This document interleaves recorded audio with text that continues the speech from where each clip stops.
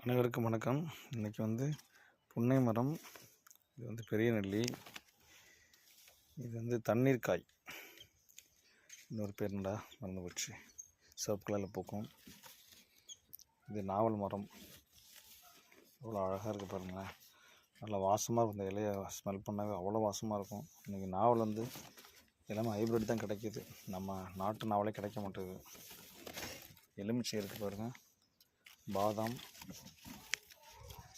பூவர்ஸு. ஏன்னா இந்த மாதிரி நாவல் பழத்தெல்லாம் நம்ம விட்டுட்டோம், ஹைப்ரிட்டுக்கு போயிட்டோம். இப்போ ஈவன் இழந்த பழம்லாம் பாருங்களேன், இழந்த பழமே எங்கேயும் கிடைக்க மாட்டேது. முன்னெல்லாம் ஸ்கூலுக்கு போய் தப்பலையாக வச்சு விற்பாங்க, இப்போல்லாம் கிடைக்க மாட்டேது. ராமேஸ்வரத்தில் பார்த்தேன், டப்பாவில் வச்சுருந்தாங்க 20 ரூபா 30 ரூபான்ட்டு. அப்படிலாம் பேக் பண்ணி விற்றா நம்ம வாங்க மாட்டேங்குது. இழந்த பழம்லாம் இங்கே இருந்துச்சுன்னா விதைகளை கலெக்ட் பண்ணி கொடுங்க, எல்லா ஊர்லேயும் நானும் கொடுக்குறேன். நிறைய இழந்த மரத்தையும் உருவாக்கும். இழந்த பழமே